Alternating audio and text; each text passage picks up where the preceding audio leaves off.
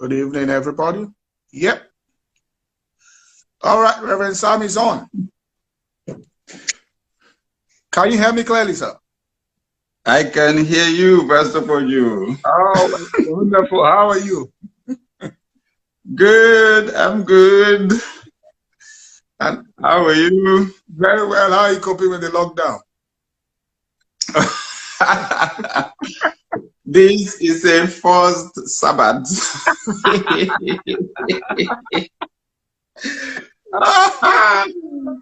Oh yeah, unprecedented. We're enjoying it. Pastor Nika was saying to me, some days ago, she said, well, it's looked like this is going to work well for introverts, but for extroverts, this is not going to look good. You guys need to have mercy on us.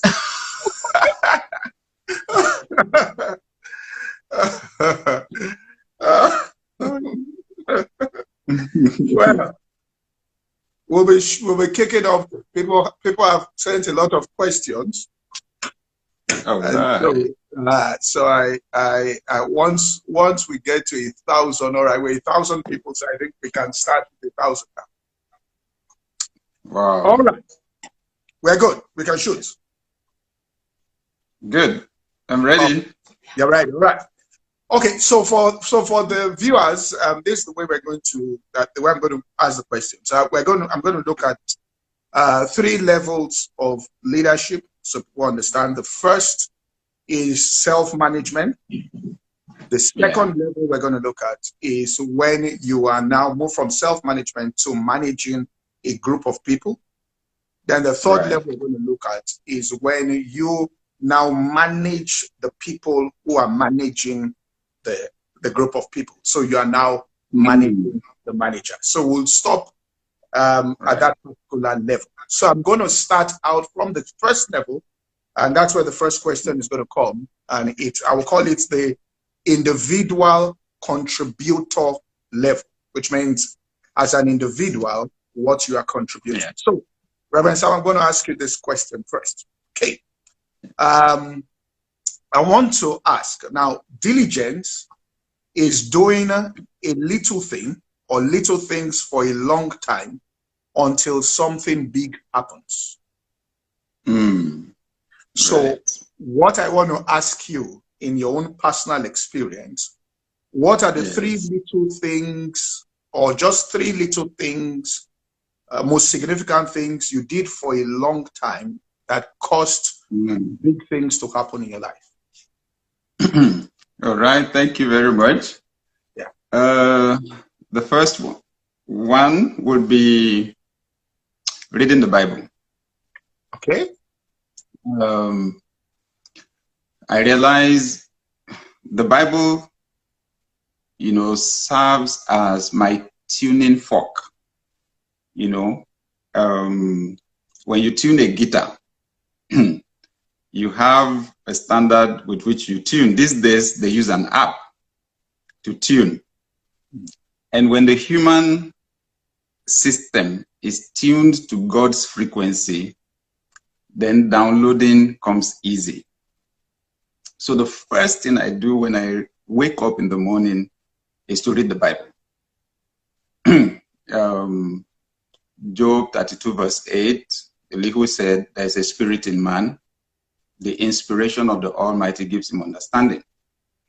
So the reason why people find music very powerful, even drugs, the reason why they find them powerful is because they take the human system up to that system that level where there's inspiration.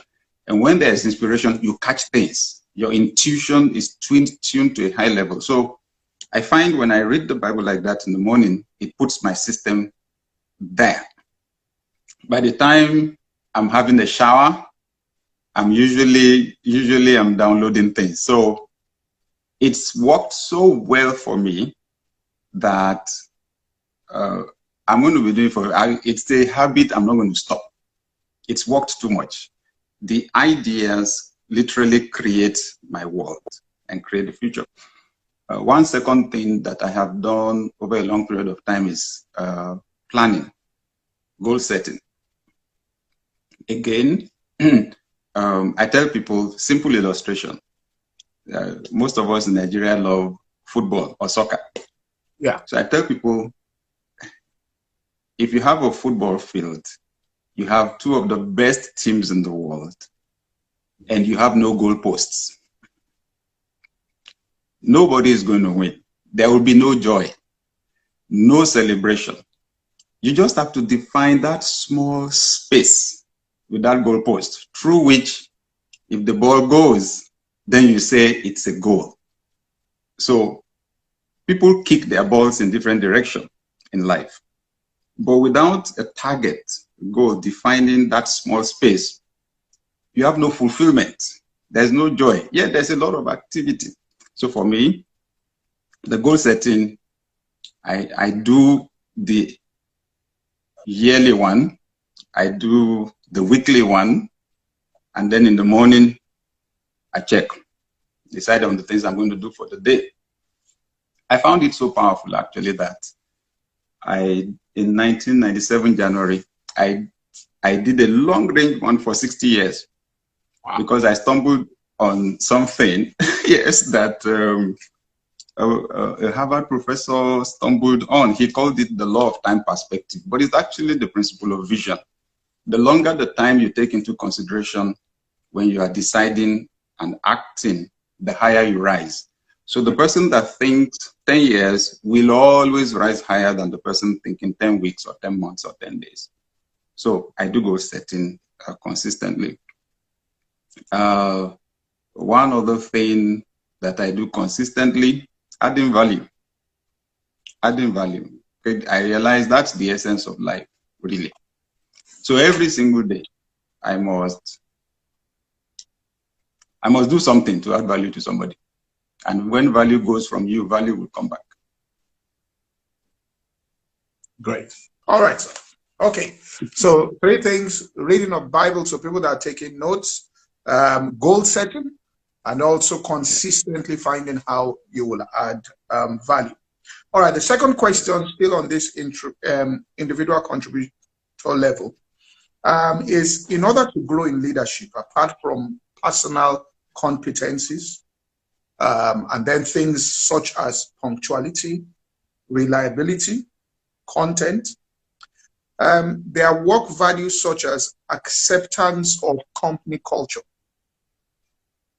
Yeah. So how does one identify? Because there are a lot of people that don't understand the culture of the organization they're working in. Now, they're talented, they are skillful, but they don't match the culture. And because of that, they can't get promoted or they can't rise within that organization. So how does one identify the culture of the place and quickly adapt to it? That's a very, very good question. Very, very important one at that. The major factors, the basic factors that create the value or the culture of an organization, first, is the vision. The overall vision, the long-term goal of the organization. That is what shapes the decisions of the executives. You know, that is what shapes the operations, shapes the systems, shapes the budgeting and everything. So you have to first of all ask yourself, so where is this organization going? Where is this organization going? So that you can align everything you do every day with that. Some people, especially professionals, skilled people with expertise, they go into an organization, of course, usually, if it's an organization with systems, you belong to a department. Some people are so consumed with their own role or with the function of their department, they don't think about the overall, objective of the organization. So they pull the department in a direction that is different from that of the overall organization. With that, you create a subculture. So you've got to be mindful of the vision, mindful of the mission, and then very importantly, the core values of the organization. What are the things that are very important, that they rate very highly? What are the priorities for the organization? You will always have competing priorities. People don't know that if they join an organization, they've imbibed at a subconscious level the vision and the values of the organization they worked for previously, maybe let's say for 10 years or 15 years. So if you are not conscious of it, you just find yourself saying, you see, where I was before, that's not how we used to do it. This is not where you were before. This is not where you were working before. So you have to, when you understand the vision of where you are now, you will understand how it is different from where you were coming before. If your idea is going to add value to this one and still help you to go where it's going, fine. So you've got to understand the values. If integrity is very important to them, it has to become important to you. If excellence is very important to this organization, it has to become important to you. If punctuality is very important to the organization, it has to become important to you. One of the challenges with organizations too is that when we measure performance, we don't measure alignment with values, with the values of the organization. So people run into problems and they don't understand what the problem is. They believe they're working hard, that they're trying. You don't even know. And then they think personalities are their problem. They think it's the supervisor, they think it's the manager. So I would say to the average person, calm down. Ask yourself, what's the vision? Where are they going? Where do they want to go? And help them to move in that direction, the mission, but then especially the core values. Now, there are stated core values. There are also values that are not stated in an organization. And you need to pay attention to check those unstated values that are important to them and also align with those ones. It's not being stupid or being mumu like people think. I have a mind of my own. Sorry, you should have built a company of your own and then express your mind there. But since you've come to another organization, align your mind to the mind of the organization. All right then. Okay then. All right, the third one, the third question, we're getting into management now. So one of the major failures in leadership by experience, all right, in terms of, because what a leader does, he selects talent and delegates it. But one of the major areas where people experience a shortcoming, particularly in this part of the world, is leaving the wrong person in a job for too long. That is, the person was right at a time. Now, that person might have been personally loyal, maybe to the owner of the organization or whatever, but they no longer fit. Now, how do I make the changes without destroying the entire morale of the workforce, because people know this person has been here for a long period of time and the person has been loyal, you know, so people might weigh that more than the competencies that you're asking for. Well, I think a lot of leaders have to deal with this, a lot of, especially startup entrepreneurs. Yeah. It's usually a tough decision to make. When you start an organization, you are at the entrepreneurial phase. At that phase, there's a lot of flexibility. You are taking big risks.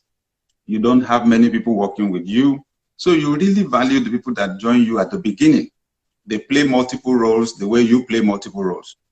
You are the CEO, you are the accountant, you are the HR manager, you know, you are the IT manager. You play multiple roles. As growth comes, then you bring in professionals. And they take some of those functions. Because if you go too long playing those roles, you will become the problem of the organization. Because you are doing things that are not your specialization. When the professionals come in, they will begin to pull you towards professional management. They are the experts in their own area. They have standards in their own area of skill. So they'll begin to ask you to align with those standards. It's like the accountant, for example, will tell you, you have to follow this ratio, the balance sheet has to look this way, and so on. Or the cash flow is going down, and so on. If you are smart as a leader, you had better listen to them, you know.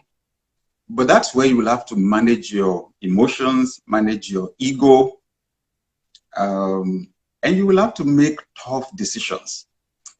So the entrepreneur, you'll find out many entrepreneurs do what they do out of passion. It's like those of us that are in church ministry, for example. We did not start churches to make money. We started churches out of passion to see God touch people's lives and so on. Same thing with many people in business. You just want to change something. But now these professionals come in and the accountant is looking at it and telling you, Oga, we have to shift. We have to do this. If we don't, you won't have any company in another 2 years or, you know, that kind of a thing. And that's where the HR person, for example, begins to tell you, this person is not performing. This person needs to move.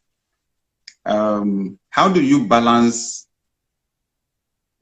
ensuring somebody is doing the right job, somebody is in the right place, somebody is competent for the role they're playing, with rewarding loyalty?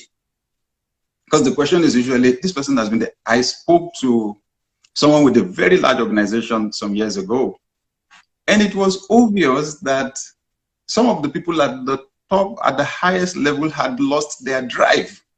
They had lost their passion. So, and he said to me, you know, many of them have achieved their own dreams. They own houses, they have money, they've seen their kids through university and so on. I said, then why don't you let them go? He said, the narrative that will go around now is that I destroyed their lives, that I used them for 25 years and then threw them away and destroyed their lives.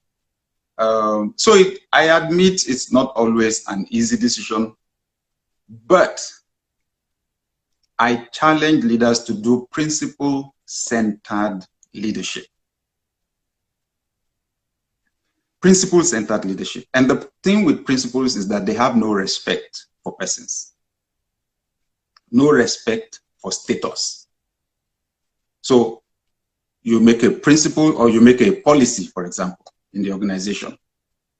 You have to be able to make decisions based on the policy. It doesn't matter whether it's your brother or your sister or anything. And unfortunately, that's what we lack in Africa, because the whole culture itself is not principle-centered. Somebody got the job in the first place because they are somebody's brother or somebody's sister. So to take them out becomes a problem. They're going to call the whole village to beg you, to plead with you.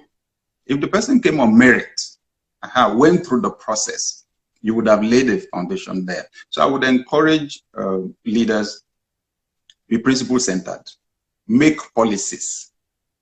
Don't show favoritism. You will need to move people. You will need to.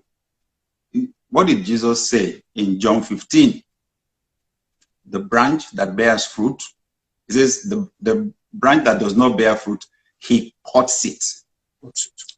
So I tell our staff that I like that passage in King James Version. He cutted it. So I tell them, when I need to, I will use knife. If knife won't work, we will use cutlass. I said, emotional blood will flow sometimes. But he said, the one that beareth fruit, he pruned it. I tell them that pruned is just a fine word, that pruned. It is still cutting. In other words, even what is productive has dead wood. And you need to cut it away so the resources can go to the productive part. That's where leadership comes in. A leader must be able to make tough decisions and to communicate them. If your motive is always love, you will find out you'll be able to make those tough decisions. You'll be able to hurt people without them hating you. Because I've had to make a lot of tough decisions like that. All right.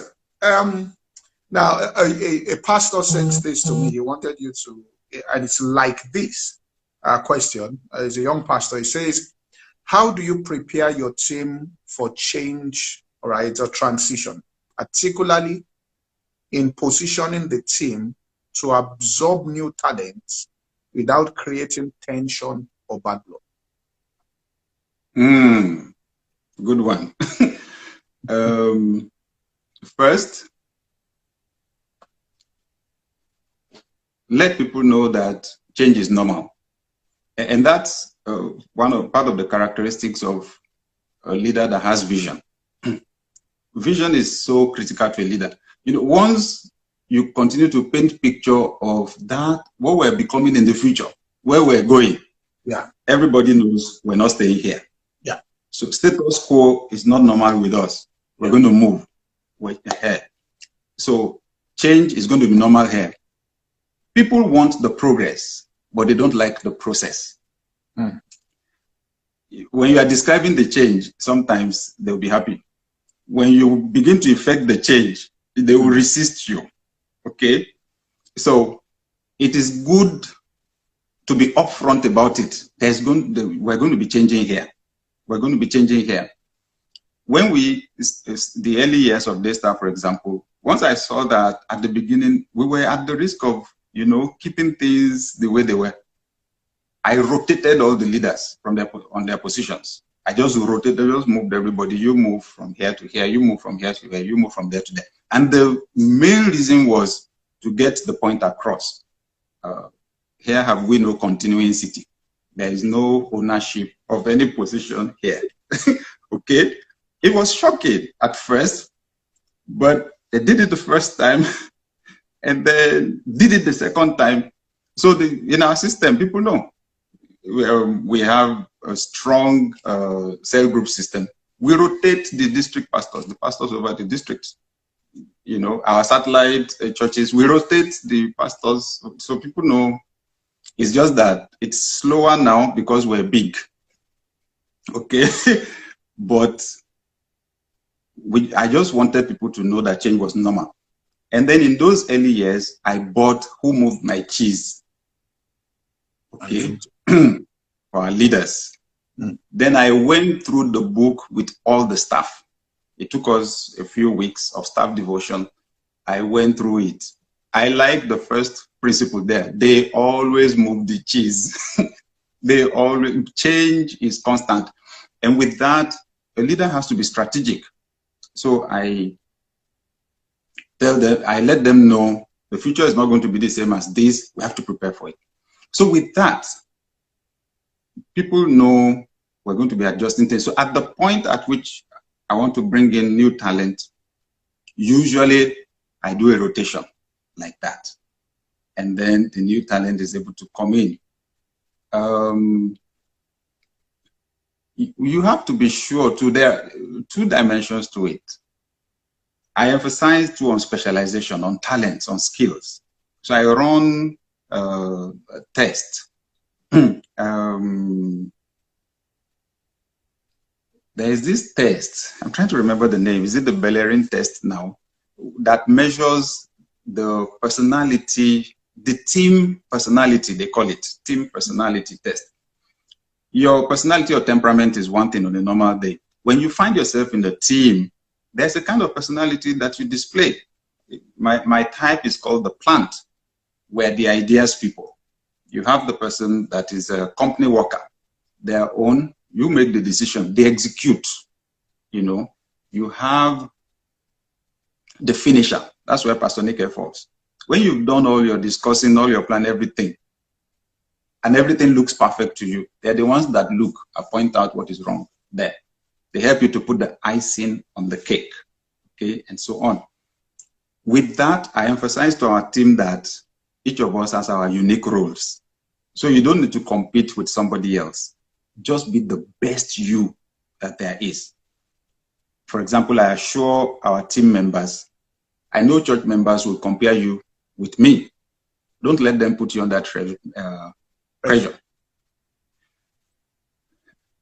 Teaching is my #1 gift.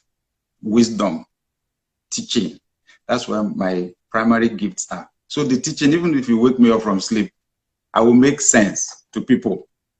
Don't let them measure you on teaching. Just let's find your own area. So whenever you go up, just move in that direction. They won't say that you did not do well. If each person is comfortable in their role, they won't be too threatened by someone that is coming especially if the person is just coming to add their own flavor and not take their own place. But you also need to coach the person that is coming in. You need to coach the person that is coming in. The person needs to know how to manage the egos of the people that are there already. How to show them respect over time so that the person can be accepted. Sometimes if you bring somebody in, majority of the people are already there do not accept, you may have to take the person out, which is not the best. All right, sir. Okay. Now, somebody asked, he says, how do you switch from transactional type of leader to a transformational type of leader? Running a small, medium business with high volume can put you in a place where you are transactional for a while, which is not sustainable. Now, just for people to understand the terms he's using, transactional leader being a leader you're interested in driving the bottom line and it works, and the success of the business is hinged on a few. As a matter of fact, it's hinged on you. Transformational is when you realize that's no longer sustainable to be transactional, and you want to institutionalize the business such that it generates revenue with processes that are dynamic and not dependent upon the individual. So he talks about switching. All right. So a few things that you want to know about that. Okay.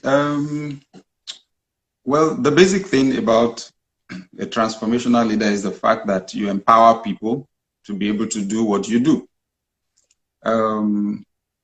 I would say, well, since this person is asking specifically, I'll tell anybody at any point in time, the transformational leadership style is better.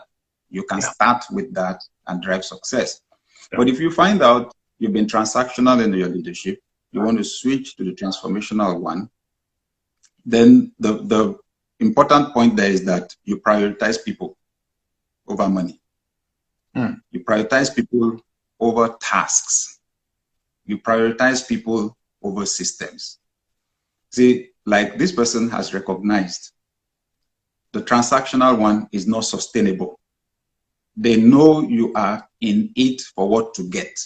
So they too are in need for what they will get. At the point at which it will not pay them anymore to be there, they will leave you without any emotions. The likelihood is you would have hurt them, deprived them of some things in the bid to make money. So they too don't mind to hurt you before they go. So when you prioritize, so you realize when you build systems, it is people that run the system. The quality of the organization on the long run will not be better than the quality of the people running the organization. Take interest in people, love them genuinely. Take interest in them as persons. Don't treat them as equipment. Don't use them, okay? Take interest in their personal development, their personal empowerment. I'll tell you, when you love people like that, they will love you back. There's a reason why love is the greatest commandment on the planet. When you love people, they love you back. Some people say, oh, well, loving people is a risk. So what if I love them, I empower them, I train them, I spend money on them, and they leave? I tell you, the principles cannot be broken. Somebody will love you back, okay? Somebody will pay you back with loyalty. But maybe the important thing also is that the likelihood that people will hurt you will be grossly reduced. If you love genuinely, the likelihood that they will hurt you will be grossly reduced. Okay, I can give an example, okay, of a switch that I made at the point at which this star was 1. And it was an encounter with the Holy Spirit. As we were preparing to celebrate our first anniversary, and the Holy Spirit just said to me, you must deal with your insecurity. You must deal with your insecurity now. If not, you will hurt those people that I've sent to you. I said, oh. And he took me to Hebrews 4 and says, you need to enter your rest. You must not fight anyone, quarrel with anyone for leaving that church, whether pastor or member. The day you do it, it will be proof you believe that I am weak. I said, what does that mean? He said, well, if you quarrel with someone for leaving, it will mean that you believe that the person's exit will stop the fulfillment of my plan for the church. And he said, nobody is powerful enough to do that. Your destiny is in my hand. So enter your rest. The works were finished from the foundation of the world. And with that, whatever it is anybody wants to do, support them. So I went to our management meeting, our pastor's meeting, and said to them, okay, guys, I want to say something. Any one of you that wants to leave at any time, tell me. I just want to tell you here now that I will never fight any of you for living here. So if you tell me, I will appreciate 1 month notice so I can prepare to replace you. If you say the Holy Spirit said now, I said 24 hours notice is not bad. I'm going to pray. If I receive that it's time, I'll say so. If I receive it's not time, I'll say so. But I'm not going to hold you and I'm going to pray with you, because the day we stand before God, you will answer for yourself. I won't. It was a risk saying that. It was a risk. And the Holy Spirit was actually asking me to take the attention of myself, to stop trying to protect myself, you know, focus on these people, empower them. The result then was that nobody wanted to go. So I'm just assuring the leader, it's risky loving people. It's risky investing in people. It's risky empowering people. But when you do, I promise, because it is God that oversees that principle. Be not deceived, God is not mocked. Whatever a man sows, that he shall reap. People will love you back. You will get unusual commitment, unusual loyalty in your organization. Amen. Wonderful. Now, I just want to say something. Some of you are putting comments in. I hope my boss is here listening. I don't think it's wise for you to be writing comments about your boss. This social media can get anywhere. So this is just part of right. Some of you think that I don't think it's right to be going after your boss here, please. All right. Now this is a question from a CEO, so probably this is a high-level leadership question. He says, we know delegation is important to scale, but also know that people like Steve Jobs, Bezos, that's Amazon, were said to be chronic micromanagers. Delegating is challenging to do well. What should you delegate and what should you focus on as a CEO? Some say delegate things you already know and are good at, so you can supervise properly and not be bamboozled while focusing on new challenges. Others say delegate the things you don't know well and focus on your strengths. Which have you found to be a more effective approach? Okay. I would say I delegate operations and I focus on strategy. Operations is day-to-day running. Okay. It's ensuring things are working. The strategy is ensuring, having an overview of everything, ensuring everything integrates, and ensuring that everything is moving us towards the fulfillment of the overall objectives of the organization. So I'll delegate the running around. I will focus on the thinking. I will focus on looking at the reports. I will focus on looking at the figures, at the data. I will focus on looking at the trends. What is working? What is not working? What is going up? What is coming down? Which I think is the work of a leader. Vision, strategy. I tell our team, now the point is that items flow between operations and strategy with time. Even when you empty your plate as a leader, within a short time, the plate will get filled up because you're always creating new ideas. You're creating new projects because your focus is growth. The managers help you to focus on the efficiency. You need to look on that too, but you need to be expanding. You need to be growing. And the organization grows here. So I focus more on the long look, the strategy, like, again, I should say it's a process. When you're just starting, let's say you're a startup entrepreneur, you are the only one in the organization. Who are you delegating to? You delegate to yourself. So you do the strategy, you do the operations. But as you bring people in, it is the day-to-day running, the operations, the routine work, you drop them so that you can have time to think growth and to think alignment for the organization with the vision and alignment of all the systems and processes. Now, I tell our team, so we've gotten to the point now, for example, I run several organizations, I run businesses, I have the church, ministry. The most advanced is Daystar, with loads of staff and so on. So we have a COO.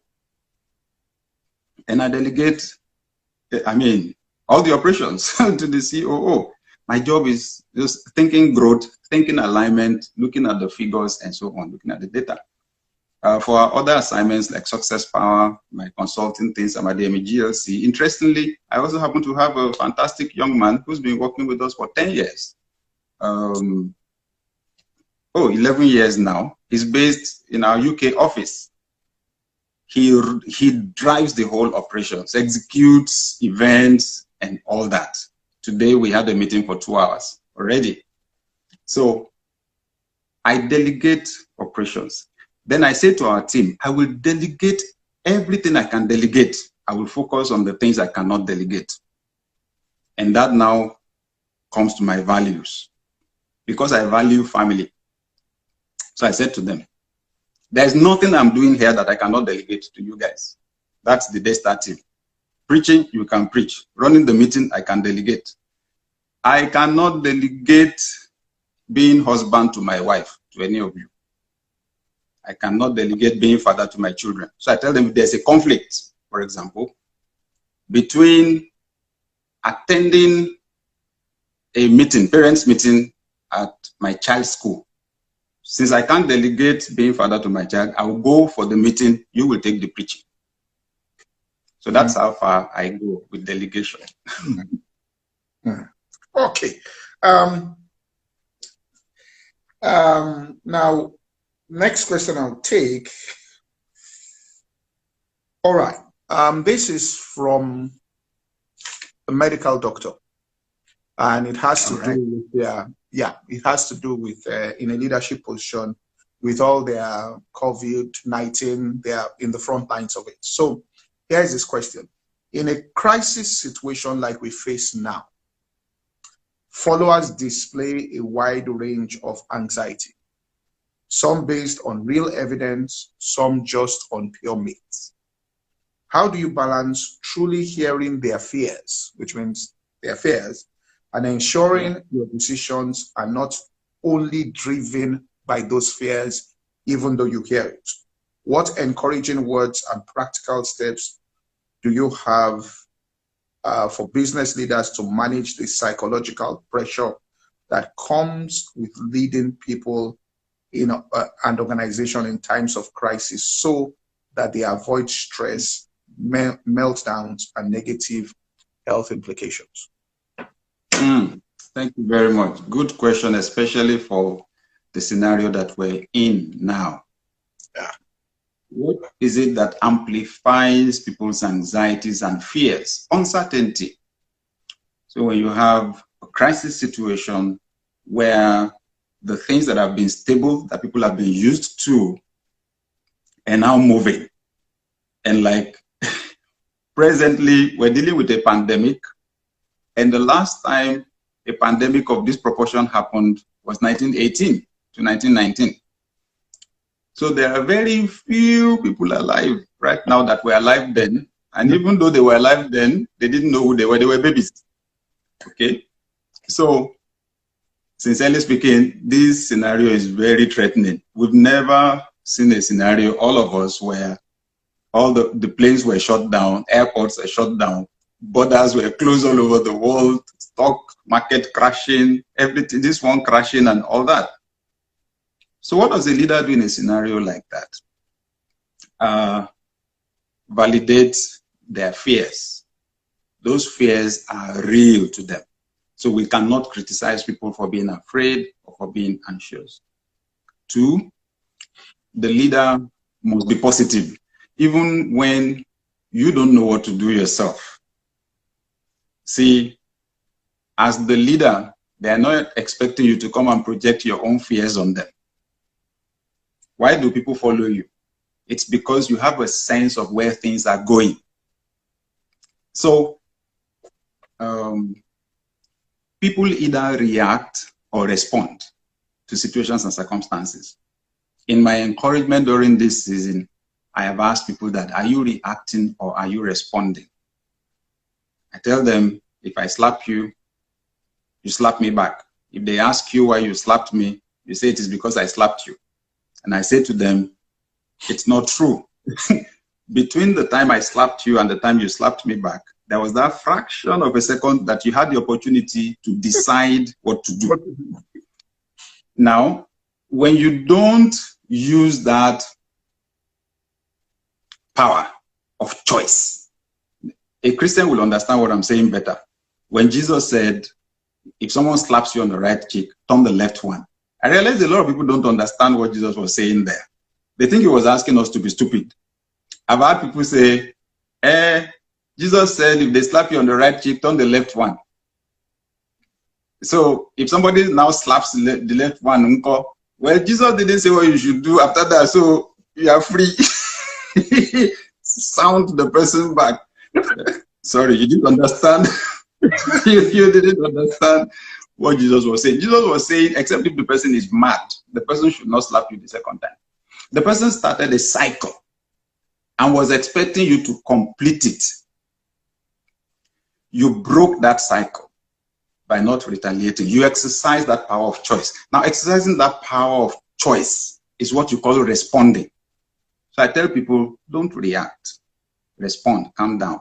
Now, for them to be able to respond, they need perspective. That's what a leader should give them, paradigm shift. Help them to see the situation differently. That was what Elisha did with his servant in 2 Kings 6. When the king of Syria sent this battalion of soldiers to arrest Elisha, the servant screamed when he saw the soldiers, "Alas, my master, what shall we do?" The old man said, fear not. Those that are with us are more than those that are with them. That's leadership. Calm down. The world is not coming to an end. It's only a bend. It's not an end. When we negotiate the curve, the road will stretch out in front of you. There is life after COVID-19. There will be new opportunities. See, every crisis that comes, new opportunities come with it. I tell people, for example, when trouble hits anywhere, it is not everybody that prays for the trouble to go away. It is not everybody that is praying for the Boko Haram war to end. Somebody is selling yam, selling rice to the Nigerian army. Somebody is selling yam and rice to the Boko Haram army. Some people are selling bullets. You think those ones will pray for the war to end? The rest of us will pray for the war to end. What I'm just saying is crisis create opportunities. So that's the job of a leader. That's the power of vision. The ability to see things not only the way they are, but the way they could be. So I would recommend for the leader, you need what Moses did, for example, when they got to the Red Sea. He said, calm down, calm down, calm down. You will not even need to lift a finger. God will fight for you today. You will see salvation. It was after that he now went to pray. His prayer was very interesting because he was lamenting, crying to God, what am I going to do now? Because they calm down. Go and tell them to march forward and stretch your rod. That's leadership, okay? Control, manage your own attitude, then find perspective. Talking about paradigm shift, Stephen R. Covey said in The 7 Habits of Highly Effective People, while trying to define the difference between a manager and a leader, he said, if you want to cut this plot of the grass, the plot of ground, the manager is the one that measures out each person's portion, ensures the cutlass is very sharp, efficiency, everything accurate. He said the leader is the one that finds the tallest tree, climbs it to the top, looks around to be sure we're even cutting the right bush in the first place. So that power of perspective is what a leader gives. I'll tell you what I did, the tree I climbed. I just went online. maybe there was a pandemic 100 years ago. Let me go and study it, check it out. Because the interpretation that people are giving to this pandemic, they range from one extreme to the other. Okay, I don't even want to go into the details now, but there's quarreling on social media now from 5G to 10G and other things. So I went online. Then I decided to check how did it affect Nigeria. So I found something, a research article, you know, by a lecturer at, is a history lecturer. He's now at the university at Birnin Kebbi. Beautiful research. I had to buy it, but I was happy buying it because when I read it, it was amazing. He dug into the British archives, all the records that the British colonial officers kept and so on. So I read 1918 September, when the thing hit, the way air travel now is the main thing for global transportation, and it was air travel that moved this thing, the coronavirus, around. It was sea travel that spread the pandemic around then, spread the influenza around. The ships that brought people, sick people into the Lagos port, I got the names, the dates they arrived, how the thing spread in Nigeria. I'll tell you the one that I saw that I almost screamed. They closed churches, they closed mosques, they shut down schools, they shut down markets. 1918. So some of us now think it is the Antichrist that is at work, does not want us to gather together to fellowship. We should just be thanking God that we have internet now and we can be relating without meeting together. They shut churches in 1918. So when the leader gets perspective like that, then you can calm people down and then tell them there will be life after this thing. We look instead for the opportunities, and I believe that will help. All right. We just have about, I know people have about 10 more minutes, so let me quickly take fast. Now, somebody asked, as a leader, how do you handle a crucial staff member who is fiercely and openly loyal to a former head?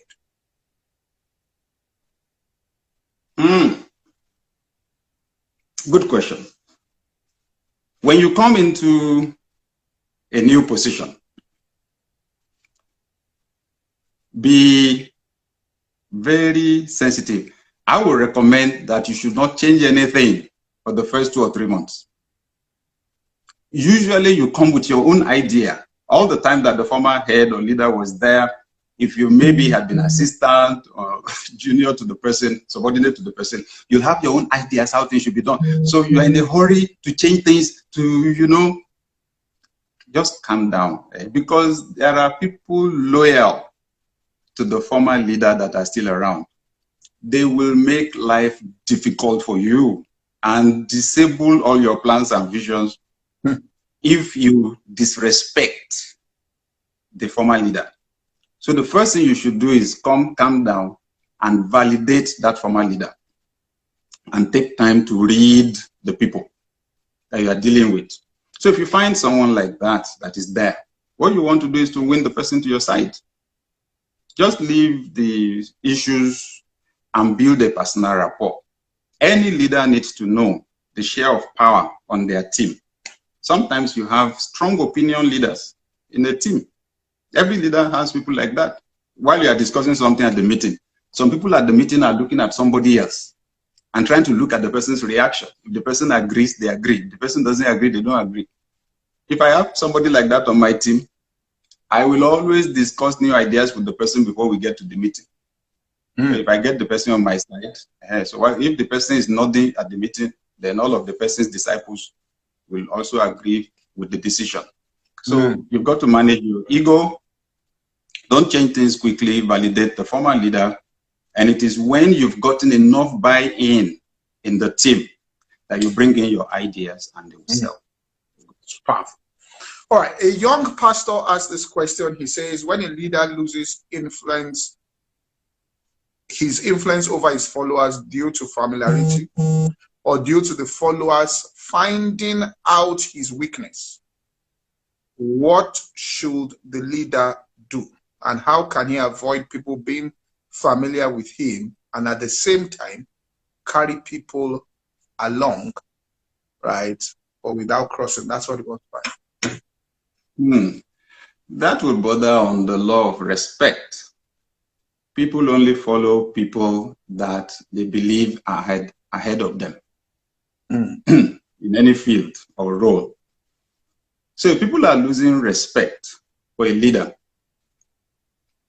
I would not say that it is so much because they're finding out the leader has a weakness. They know already without finding out. But there's no perfect boss anywhere. Everybody has weaknesses. It would be that they are catching up with the leader. Either that they are catching up with the leader, especially in terms of knowledge, in terms of skill. It may be that the leader is not inspiring to them anymore. That's where the disrespect begins to come in. If you don't stop your growth, both in terms of character and competence, in other words, you're still working, cultivating new habits, improving, you're living a disciplined life. They don't expect you to be perfect.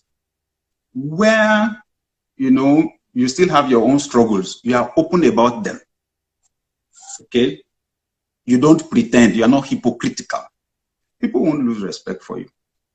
And then if you don't stop reading, stop learning, if you come to the meeting and you have something new to say each time, if when you have decisions to make, your processing is superior to theirs, because that's where they measure the wisdom.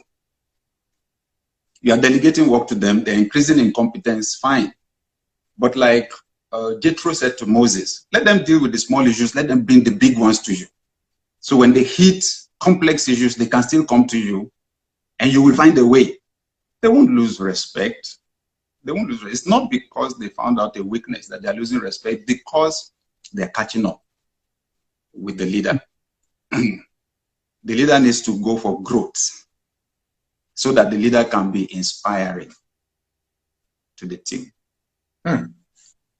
That's very, very, very powerful. Let me see which question.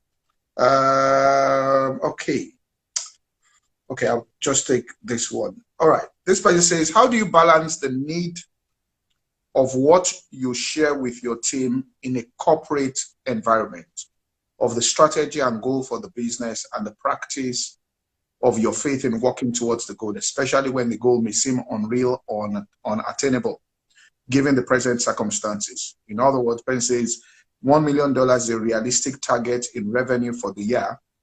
That will make sense given the past track record.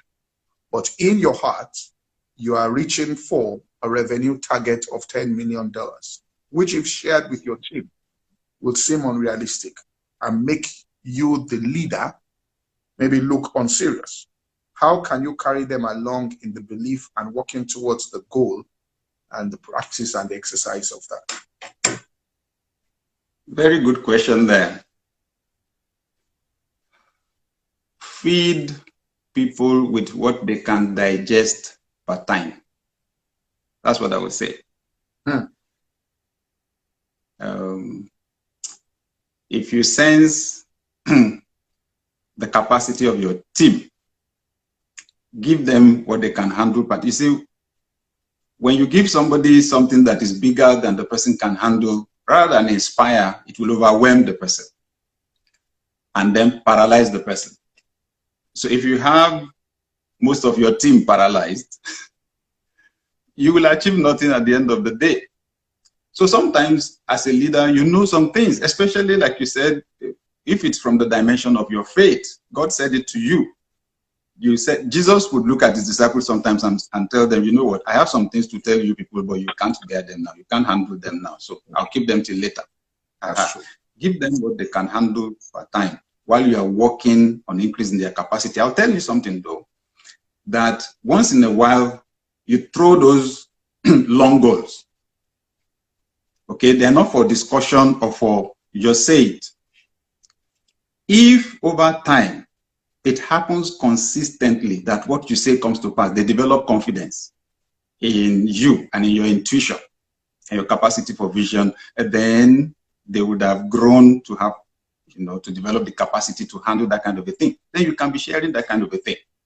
You will notice when Christ communicated, he communicated to people at different levels.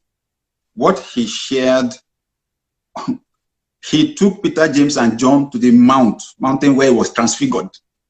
Only 3 of the disciples. There were things he shared with the 12. What he shared with the 12, he did not share with the crowds.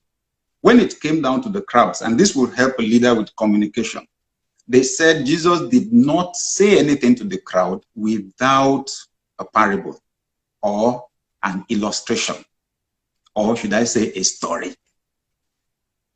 At the lowest level, you see, when you tell stories, you communicate with both the professor and the peasant at the same time.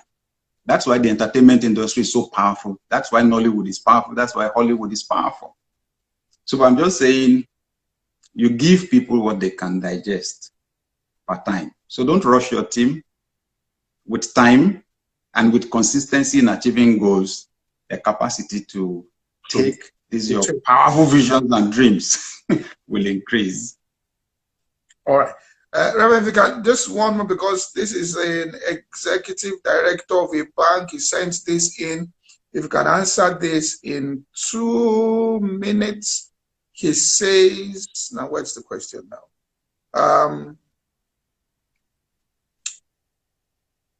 All right, I'm going to get it now. It says, all right, there's a school of thought that says leadership is situational. How do new leaders who came into the limelight due to how they handle the crisis situation step up to the next leadership phase when things are back to normal? In other words, they were wartime, they were employed in the wartime. It's peace now. Yes. And they might continue in their war with their war strategies in the time of peace. I think one major dimension to leadership is the ability to read the terrain in the first place. Reverend. Yes. My phone has said the 1 hour, 20 seconds left.